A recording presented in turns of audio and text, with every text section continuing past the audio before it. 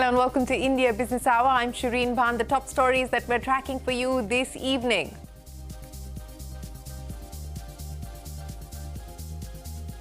Sensex crosses the 80,000 mark for the first time as records continue to tumble. The Sensex takes just 138 days to go from 70,000 to 80,000, the fastest ever gain of 10,000 points. Financial stocks lead the rally on Dalal Street. HDFC Bank hits a record high after a drop in its FII holdings, creates room for fresh inflows worth $3 billion. The death toll in UP's Stampede tragedy rises to 121. The police files an FIR against the organizers of the congregation, says permission was sought for 80,000 people, but over 2.5 lakh devotees attended the event. Prime Minister Modi addresses the Rajasabha, says opposition cannot hear the truth as the India bloc stages a walkout after Mallikarjun Kharge was denied the chance to speak during the Prime Minister's speech. Tamil Nadu government to probe the Adani Group over two separate allegations that Adani Enterprises sold low-grade coal as high-value coal to a state-run discom and made profits to the tune of over 6,000 crore rupees. CNBC-TV18 has reached out to the Adani Group for a response. On the eve of the elections in the UK, a minister in Rishi Sunak's cabinet predicts a landslide for the opposition Labour Party. Keir Starmer says the Tories are adopting a voter suppression tactic by talking up a Labour landslide. Over 200 candidates from leftist and centrist parties stand down ahead of the final round of the French parliamentary elections, this in a bid to support a better-placed candidate against the far-right National Rally. China's BYD is set to dethrone Tesla as the world's largest electric vehicle maker. A new report projects BYD will outpace Tesla in terms of overall sales in 2024. Once started as an alternative to Twitter in India, microblogging platform Coup decides to shut shop. This after talks with multiple buyers fail to yield results. Several BJP ministers and party leaders had joined the platform when it was first launched in February of 2021. India's food services market is projected to hit 9 to 10 lakh crore rupees by 2030, according to a report by Swiggy and Bain. This is almost double of its current size of over 5 lakh crore rupees. A record-breaking day. Well, it's been a record-breaking day on Dalal Street. The Sensex scaled 80,000 for the first time, while the Nifty soared past 24,200. Both those indices ended over 0.5% in the green. In fact, it's taken the Sensex only 138 days to go from 70,000 to 80,000. It closed just below that. Banks have also seen major buying, with the bank index rallying close to 2% higher. That's a gain of about 921 points, hitting a new lifetime high. The market cap of BSE-listed companies now near 450 lakh crore rupees. Prashant is standing by with the market action. Prashant, what a journey to 80,000. Of course, along with value, this has come in with very, very fast gains. As you said, 70,000 to 80,000 journey for the Sensex has taken just 138 sessions. Before that, 60 to 70, it was 548 sessions. 50 to 60,000, it took 166 sessions. Of course, mind you, I mean, 70 to 80,000 is very different from, say, 50 to 60. 70 to 80,000 is about 15%, whereas 50 to 60,000 is about 20%. And of course, I mean, 10 to 20 would be a doubling. So in any case, having said all that as a caveat, I mean, this is the fastest 10,000 point rally that we've had ever. And of course, it's been a fantastic run overall. Having said that, let me just sort of dive into today's market action as well a little bit. Sensex, of course, 80, but the Nifty not very far behind as well. We are now inching closer to the 24,500 levels. Even from where we were on the day of the election result, when the market was plunging, I mean, we are up very, very nicely. Banks, of course, a complete opposite of what we had yesterday. Bank Nifty up about 1.75%. Yesterday, HDFC Bank was up, everything was down. Today, everything was up. HDFC Bank, of course, led with about 2.25% gains. It came off a little bit from the day's highest point, that MSCI news flow helping. But there was Kotak Bank, there was Axis Bank, State Bank of India, IndusInd Bank, and something like a Bajaj Finance, which participated and did very well on the Nifty. More gains coming through. Tata Consumer, Adani Ports, Apollo Hospitals were some of the other big gainers. In the broader market, I mean, the gains are coming in thick and hard. And where are the gains concentrated? It's actually quite a cocktail of stocks today. I mean, if you want to look at pockets, it's metals, it's government companies, which is CPSEs, and it's small caps. So I'll give you a flavor of, all these three sort of sectors. Mazgaon, a lot of PSUs, Mazgaon Dock, Big gains continuing. Cochin Shipyard, IREDA. IREDA management was with us on Monday articulating their growth trajectory. Since then, the stock is up 15% and we're in the middle of the week. There were more government companies, Hoodco, Moil, and of course, I mean, then you look at some other names. Castrol was a big mover, 20% so far this week for Castrol. GM Breweries, there was D-Link, which did very well. Solar Industries, Zentech, and something like a Cello, which is a recent listing, a fairly recent listing, which participated in the upside. There were some losers as well, but these are just pullbacks as we've been seeing after very sharp run-ups, and not very many with large volumes which lost. Historic day, Sensex at 80,000 and the Nifty almost at about 24,500. Well, the fastest 10,000-point rally ever. Prashant, many thanks for joining us. Crude oil prices, meanwhile, inching higher with Brent crude nearing the $87 mark. The decline in U.S. crude inventories has been bigger than expected. Summer travel is likely to pick up in the U.S., boosting demand. Hurricane Beryl, which ripped through the Caribbean, could also impact supply from the Gulf of Mexico. Now to our daily monsoon tracker. Rainfall deficit in India has dropped to 4.6% as 10 states receive excess rainfall. Andhra and Tamil Nadu are among the 4 states which receive surplus rainfall of over 50%. On the other hand, Jharkhand has seen a rainfall deficit of over 50%, the rainfall deficit in Bihar at 39%. So the uneven spread of the monsoon continues to be a cause for concern.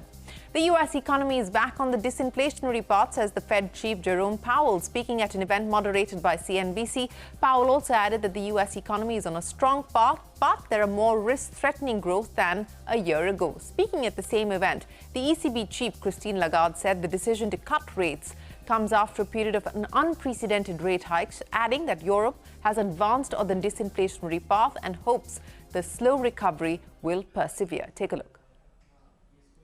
I'm not going to be landing on any specific dates here today. Let me also say that we're well aware that if we go too soon, that we could undo the good work we've done in bringing down inflation, and if we go too late, we could unnecessarily undermine the recession, the recovery, and the expansion. And so we're aware that we have two-sided risks now, more so than we did a year ago. That's a big change. I'd say risks are coming much more into balance now. In the same breath of air, I also said that it was not a linear process, that it was not a predetermined path that we were embarking upon, but a step that would be followed by further review of data, further understanding of where our 3 legs reaction function would be. So that's pretty much where we are, and I would simply maybe add that we are very advanced in that disinflationary path, and we are in that sort of slow recovery which came about during the first quarter and which we hope will persevere. We still believe that it's likely to be a bumpy road until the end of 2024, but we still have target at the end, in the second half of 2025.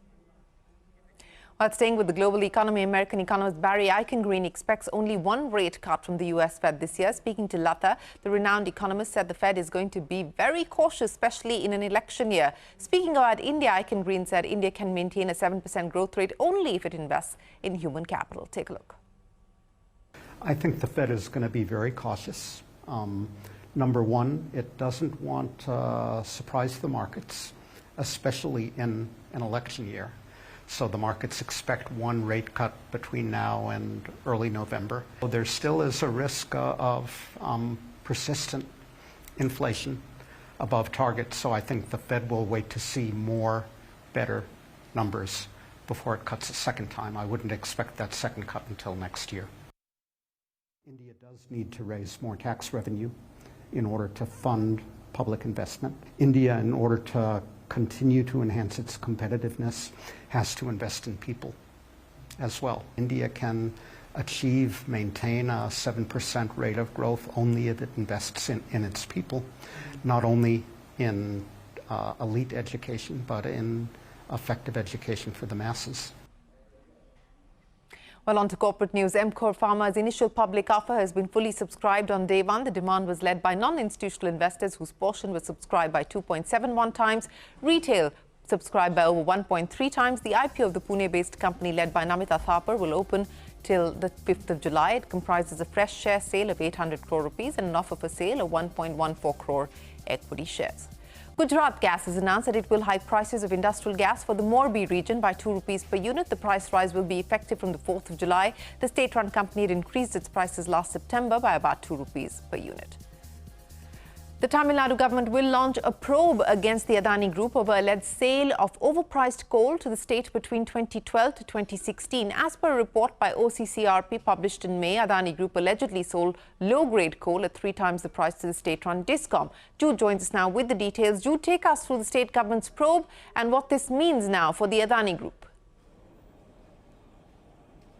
Well, like you rightly mentioned, Shireen, the probe in question pertains to the Adani Group allegedly selling overpriced coal to the Tamil Nadu government-run Discom Tangedco between 2012 and 2016. Now, incidentally, it was only in May this year that a report by the Organised Crime and Corruption Reporting Project stated that between 2014, January and October 2014, nearly 24 shipments of low-grade coal were sent to multiple ports in Tamil Nadu, and it was precisely this low-grade coal that was then sold by the Adani Group to the Tamil Nadu-run Discom Tangedco. Now, incidentally enough, the report also states that a 3x price appreciation was applied by the Adani Group before making this sale. Remember, the issue came to light back in 2018 when a state-based NGO, Arapur Iyakam, first flagged off that the Adani Group was making profits of the tune of 6,000 crore rupees by way of these sales to the Tamil Nadu government. It also said that these sales went on from between 2012 to 2016 when the previous government was in power. The NGO in question even made a complaint to the then AIA-DMK government. Now, this is also rather interesting simply because of the profit involved and the fact that there's a lot of heat on the Adani Group even as this probe is underway. The company in question, we're told, is Adani Enterprises, which oversees the supply of coal pan-India. We've reached out to the company for a comment, but as on date, they still haven't gotten back to us with their take on the probe that is presently underway.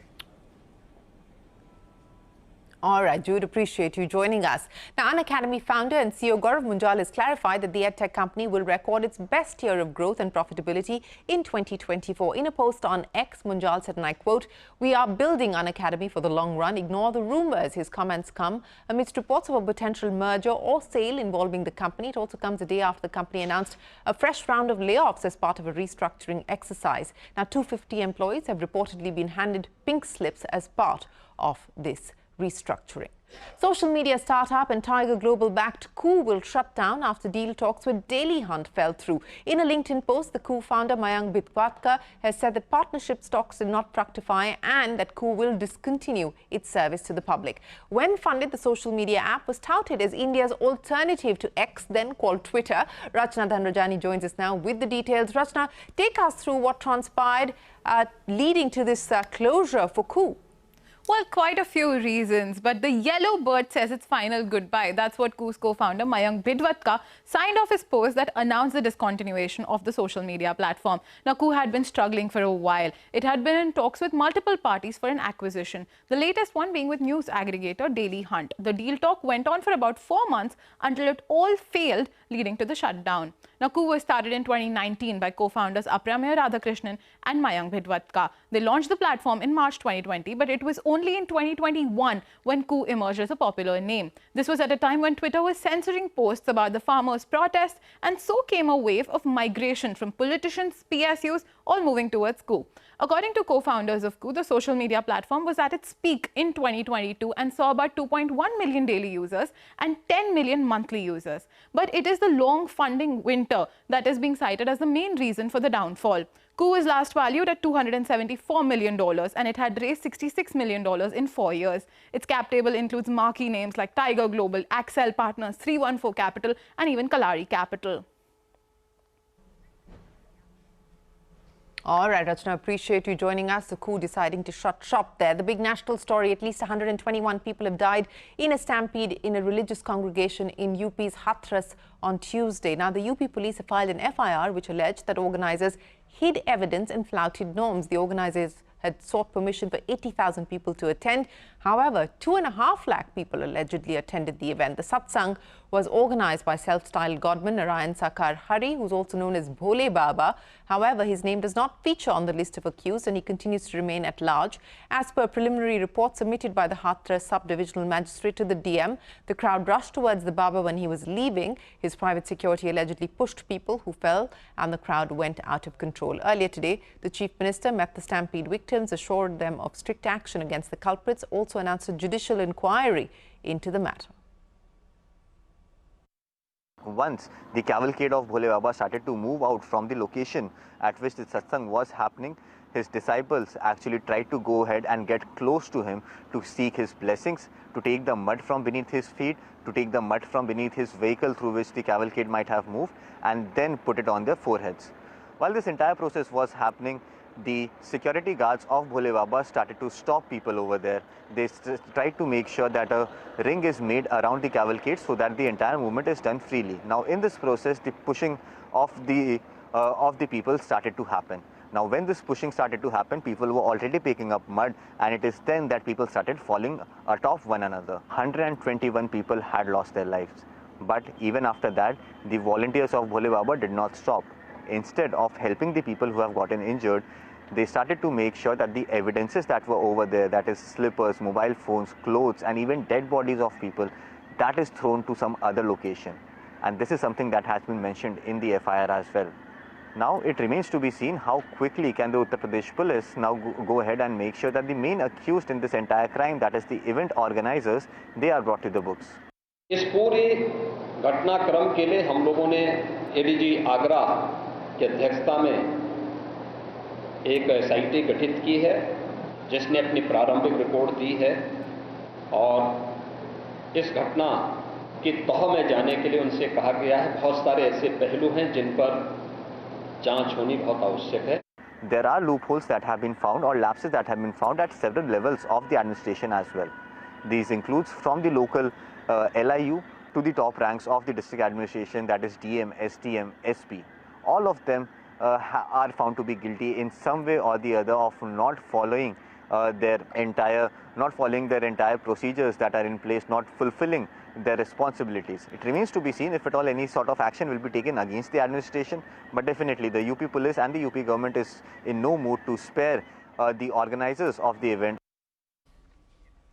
Well, that was our colleague Anshul Singh reporting from Hathras. Now, a former police constable turned self-styled preacher who calls himself Bhole Baba is at the centre of this tragedy. More than 2 lakh people reportedly attended that gathering where the stampede took place. Now, who is Bhole Baba and why does he command this cult following? Here's a report.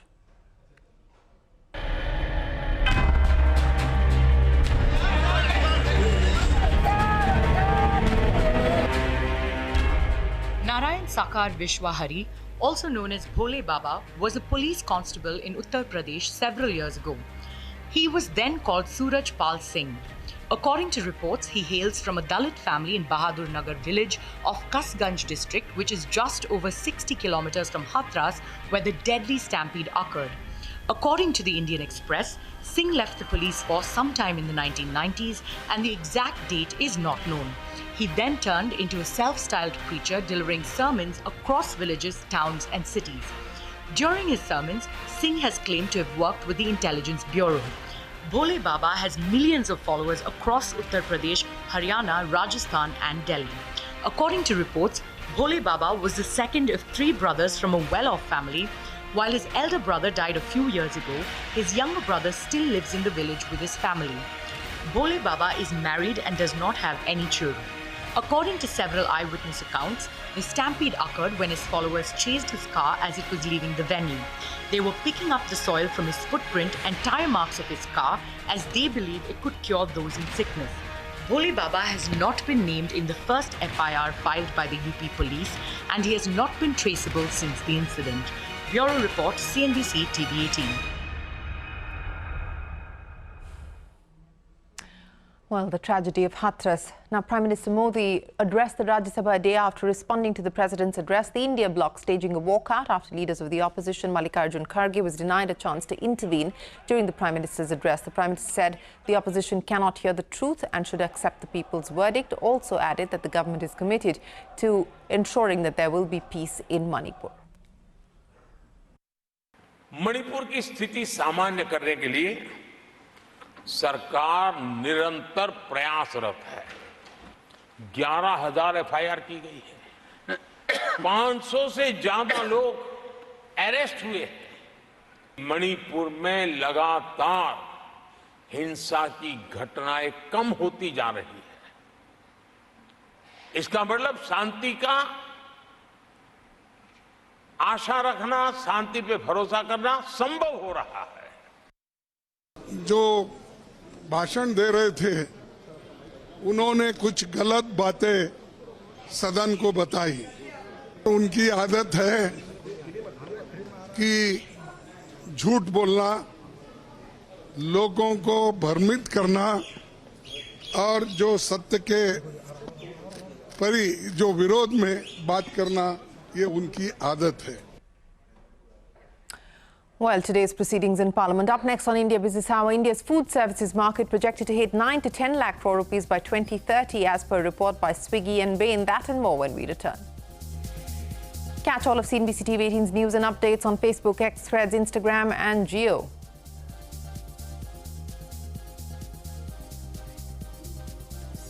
In international news, the UK is heading to the polls tomorrow. Pre-poll trends hint at a crushing defeat for Prime Minister Rishi Sunak's led Conservative Party. The Labour Party is expected to register a resounding victory. Wrapping up his last day of campaigning, Labour Party leader Keir Starmer emphasised on his message of vote for change. He, however, warned against complacency and the appearance of, and I quote, having it in the bag. Meanwhile, Sunak warned voters of dire economic conditions if Starmer comes to power. This even as a minister in his government said that UK is on the brink of a Labour landslide. Sanjay Suri reports.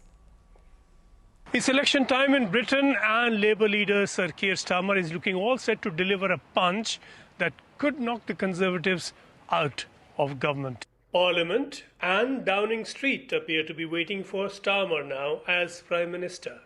Labour have won a number of by-elections, several of them in what were thought to be Conservative strongholds. Quite apart from personalities and politics, what Labour has going for it is that the Conservatives have been in power just too long, 14 years now. It is really important in this election that every single person has the ability to vote, and I hope vote for change. I actually can hardly believe that 48 hours before an election, the Conservative Party has got nothing possible positive to say as they go into this. I've been arguing throughout this campaign, you'll have heard me many times saying they haven't changed, they're just the same, nothing's going to change, and they're proving it. Rishi Sunak has been making all the right moves expected of a politician in an election. And he has made some seriously wrong moves. He skipped the heart of D-Day celebrations in France. He left early to do an interview. Whatever Sunak does or not, the Conservatives are 20 points behind, and that seems not to change. Returning to Parliament as Prime Minister is not impossible, but it won't be easy.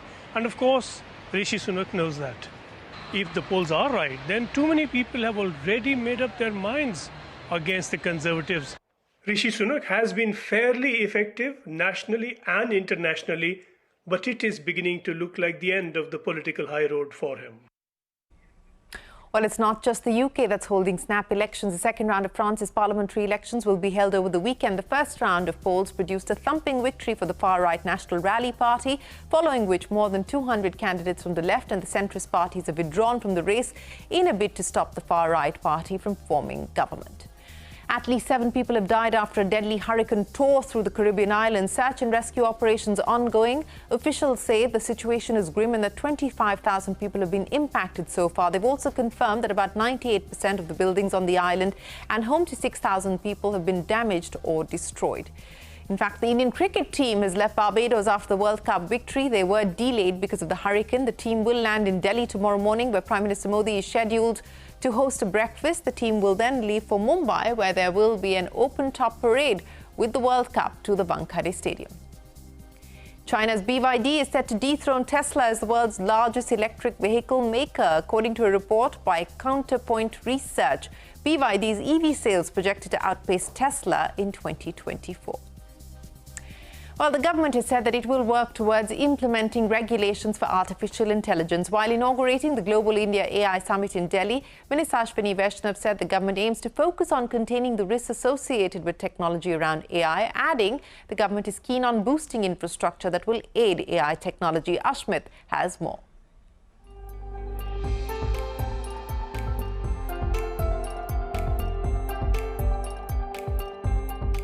Well, I'm coming to you from the Global India AI Summit. Quite unconventionally, the summit is coming to you in the middle of the year. And this is something that the Minister, Ashwini Vaishnav, was quick to acknowledge at the very outset, saying that the need was felt for the summit to keep pace with the fast-evolving nature of AI as a technology. Global community is coming to a consensus on AI. The other big focus will be how does the society harness the potential of AI.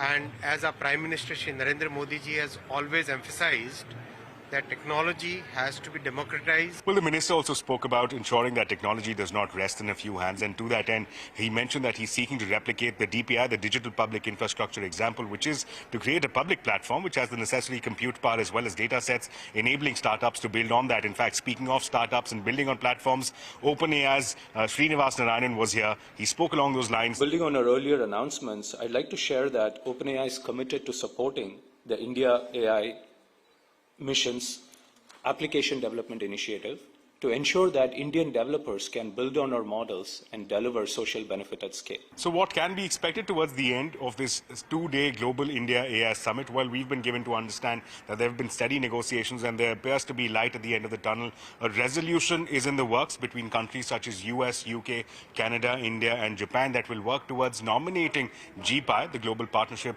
of Artificial Intelligence, to act as an apex body, as a nodal agency for regulating and governing all things AI.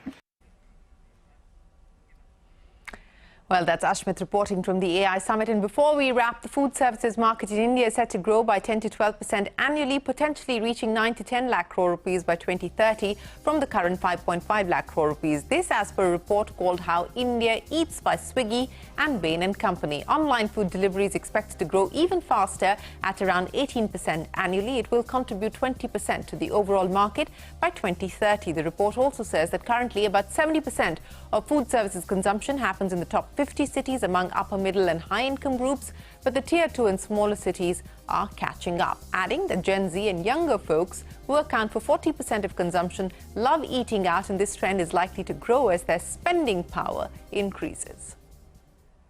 58% of consumers in the report say today discover food online or are influenced by food online. And this does not mean they order online. They may be ordering online or not, but they're certainly discovering food choices, following food bloggers.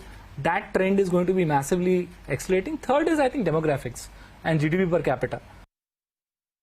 40% of the consumption is driven by Gen Z cohorts and younger, and there is an intrinsic propensity to eat out a lot more in some of those younger cohorts, driven by some of their preferences, their just exposure through digital channels to what's out there, and the experimental nature and relationship with food. Restaurant owners will need to keep evolving in terms of the proposition they take to consumers. For the love of food. And with that, it is time for us to wrap up this edition of India Business Hour. Thanks very much for watching. The news will continue right here on CNBC-TV18. Till then, from all of us, goodbye. Thanks for watching.